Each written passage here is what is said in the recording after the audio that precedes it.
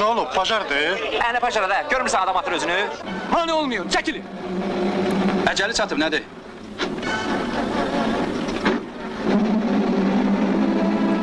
Yaxın gəlmə, deyirəm yaxın gəlmə. Yaxın gəlmə, yoxsa özümü atarım aşağı. Dayan görəm, ay kişi. Bir səbr elə. Danışaq görək, niyə axı sən özün... Nədən danışıq o? O qədər şey var ki, ailə, uşaq, yaşayır. Lazım deyil. Belə yaşayışdan danışmağa dəyməz. Nifrət edirəm belə yaşayışa.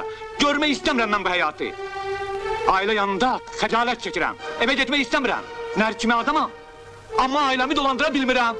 Niyə? Necə yəni niyə? Ged bazara görərsən. Əteş bilirsən neçədir? Yağ, qən. 20 manatdan aşağı qalması yoxdur, Görürsən? Bəs uşaqların əyinbaşı, yeməyi, onlara vitaminli şeylər lazımdır. Meyvənin kilosu bazarda o qiymətinə. Hə, özündür. 10 manata şəkəri zoğal olar. Vallahi düz deyir, belə də bahalıq olar. Hə, danış da, yaşayışdan da vurursan.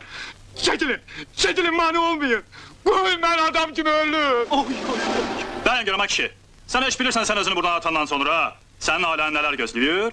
Nə gözləyir? Həngamədir. O qədər xərc çıxacaq. Məsciddə yuyulmağın. İstəyir kafir. İndi kəfən çunaq tapılmır. Molla pulu, qəbir pulu, yan yörəsini düzəltmək. Bunlar hamısı puldur, pul. Bir dənə qəbir 6-7 min deyə bu saat. Hələ bu qəbrin yan yörəsi, üstünün yazısı, ayın tarixi, ayataca bizi hara qoyub getmişsən. 15 mindən qutara bilməyəcəksən. Düş uşağa.